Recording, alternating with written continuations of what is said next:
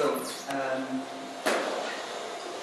what are the experiences? The topic is processes that facilitate the participation of producers in rural advisory services. What are the experiences? We discussed that there are actually two levels of how producers should be able to participate in rural advisory services.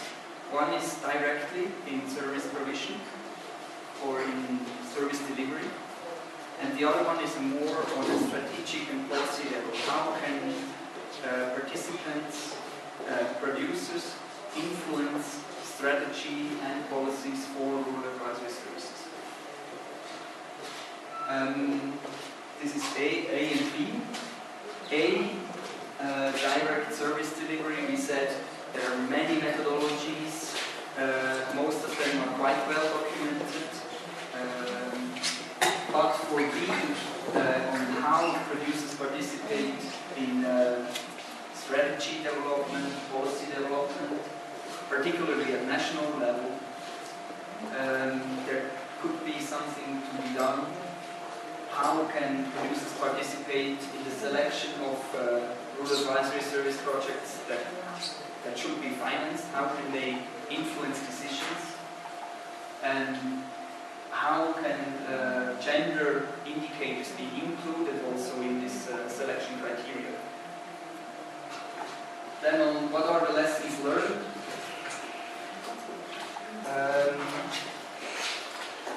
We listed some advantages. If there is a real participation of producers in rural advisory services. First, when there is real participation, services respond better to needs of producers. For the services that respond to a need, there is a higher willingness to pay. There is better adoption rates. And such technologies also spread without external input from farmer to farmers, even to different regions. Because one example was brought up that farmers would invite a farmer that uses a new technology to another region and even pay for his travel to bring this new technology to this region. Just the knowledge, not any material.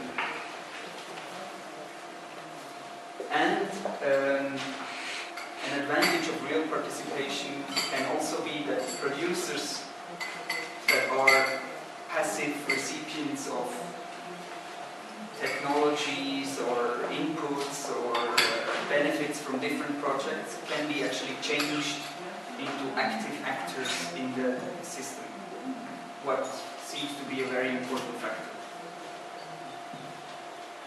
In order to be able to achieve these advantages, external support should focus not on direct service provision, but on other things. And we identified four. One is facilitation of the processes. Two is the creation of social capital of individuals, but also of groups, so that they feel empowered to demand services.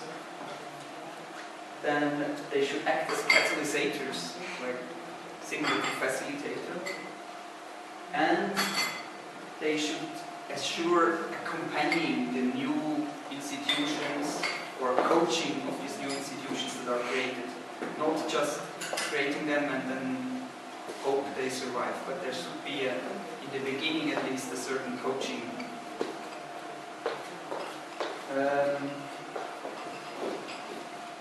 And then we also discussed that producer participation actually works quite well at local level.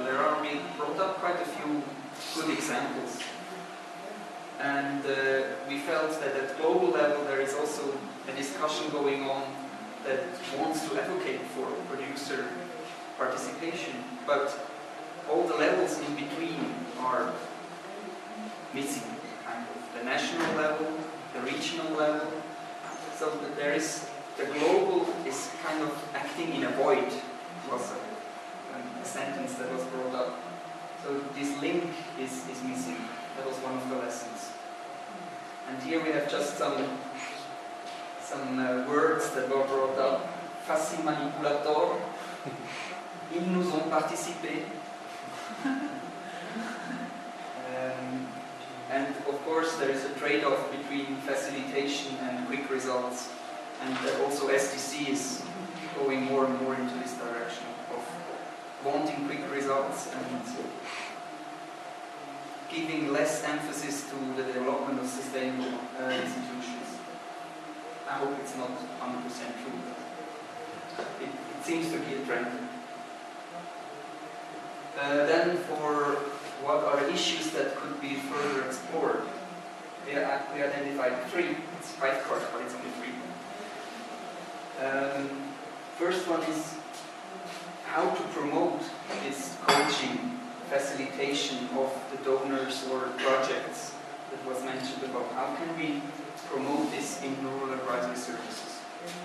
And of course this also involves how can this coaching and facilitation particularly benefit women. Then the second, Willie did a quite a good job.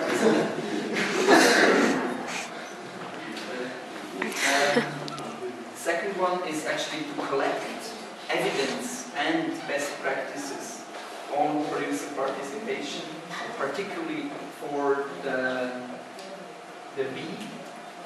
That was the development of strategies and policies for rural advisory services. Then a third, we dared to put a third card. That is a very broad issue that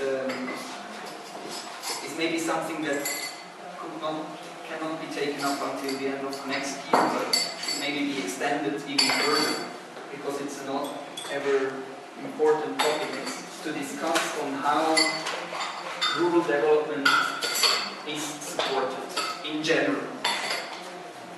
How are the financing mechanisms working and so on. Does somebody want to complete?